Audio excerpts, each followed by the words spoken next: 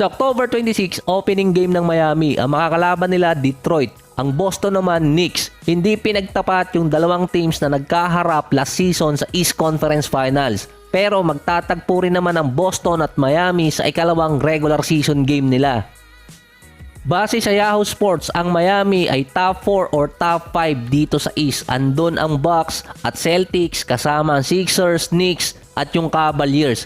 Meron kasi mga players din ang nawala sa Miami tulad ni Strus at ni Vincent. Ang Miami din kilala talaga sa kanilang zone defense na yun na ang ginagamit nila ng matagal. Makakatagpo kasi ng Miami ang Bucks at yung Celtics na isa sa most offensive team sa NBA base sa average ng kanilang trio. Ang projected starting five ng Miami, Jimmy Butler, Kyle Lowry, Adebayo, Tyler Hero, yung ikalima either si Caleb Martin o si Josh Richardson. May dalawa pa kasi silang young player, si Nikola Jovic at si Jaime Jaquez Jr. Si Jovic naman 2 years na, expected mabibigyan siya ng mahabang minuto.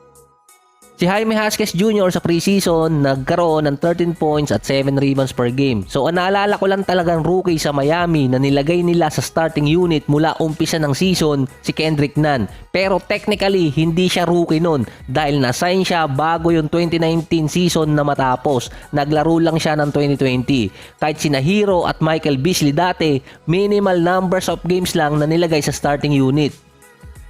Isa pa doon sinasabing distracted di umano si Tyler Hero dahil sa mga nangyaring rumors noong nakaraan. Pero sa preseason, siya pa rin ang leader ng Miami. Meron siyang 23 points at 40% sa 3-point area. Siya kasi din ang naging sentro talaga ng trade dito kay Damian Lillard.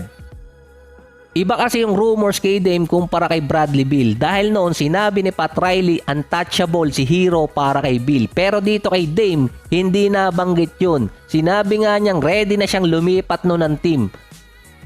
Dahil expected niyang kukunin na ng Miami si Damian Lillard kaso napunta nga ng Milwaukee Bucks. Ang sinasabing dahilan pa nun kaya naging distracted talaga si Hero. Kakabili pa lang niya ng $10 million na mansyon sa Miami tapos mate-trade siya. Nung hindi natuloy, iniwan niya na ang mga rumors na yon na nangyari last offseason. Kaso dun papasok na kapag nasama ulit siya sa mga rumors, madidistract si Hero. So alam na kung paano ang gagawin ng ibang teams dun.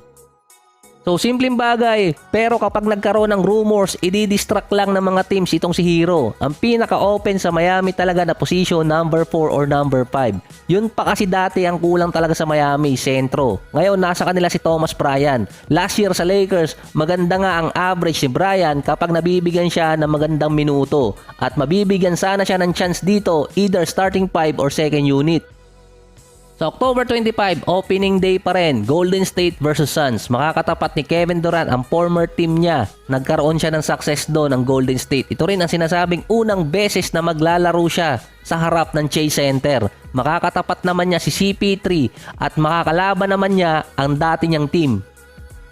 Ang Suns di umano ang merong high scoring trio na merong 77 points per game base yan sa average nila last season. Pero yung sinabi ko kanina, ang high scoring team talaga or merong high scoring trio.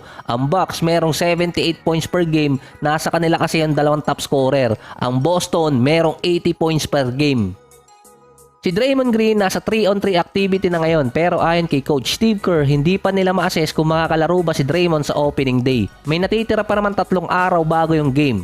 Ang team din ng Golden State merong offensive power dahil nasa kanila yung top 1 at top 2 na 3-point shooter noong nakaraang season, si Steph at itong si Klay.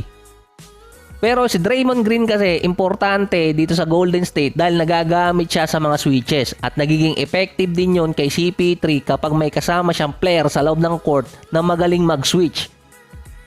Para magkaroon ng offensive advantage, ang Suns walang legit point guard pero pwede magpalitan si Booker at si Bradley Beal. Sa Golden State, meron silang CP3 at si Steph. Si Klay nag-struggle talaga ng preseason shooting wise, mababa. Makikita na lang sa regular season kung ganun pa rin siya.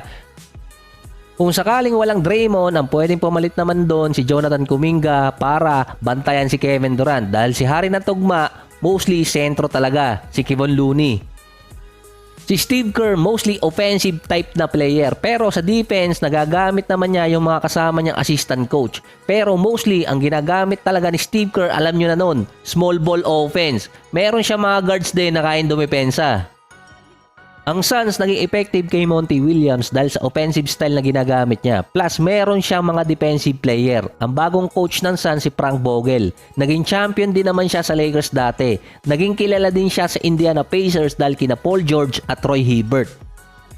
Mas kilala nga lang si Frank Vogel bilang isang defensive coach, counterpart ni Mike D'Antoni na isang offensive coach naman. Ang best defensive player ng Suns ngayon si Boy Pated, Grayson Allen. Si KD mataas din ang defensive rating. Ang sistema di umano ni Frank Vogel, mas nagagamit niya sa depensa yung mga role player, plus yung katulad ni AD. Base din sa scouting report ay may 4 or 5 offensive set or combo si Frank Vogel, pero nasa individual side yun. Ibig sabihin, sa mga set na yun, dapat kasama either si KD, Booker, or si Bradley Beal. Ando na yung offense sa Suns, nasa kanila yung 3 big time scorer. Kapag naayos pa nila yung katulad dati na ginawa ni Frank Vogel sa Pacers at sa Lakers na matindi din yung depensa, isa sila sa best team dito sa West. Hindi ko lang kasi makita kung sino yung mga assistant coach talaga ni Frank Vogel. Sa Golden State naman, nakasalalay yun kung magiging healthy ang mga players katulad ni CP3, Steph at Raymond. Si Clay kung magi-struggle pa rin. Isa pa dyan si Chris Paul dahil merong namimersonal sa kanyang referee, si Scott Foster. Last playoffs nga, nanalo na siya ng isa doon. Ito lang, ang malamang na mangyari. Parang nakaraang mga taon din. Kapag si Scott Foster ang naging referee ng game ng Golden State versus Suns, malamang mag-trending ulit yun. Sa ngayon kasi, hindi pa na-announce.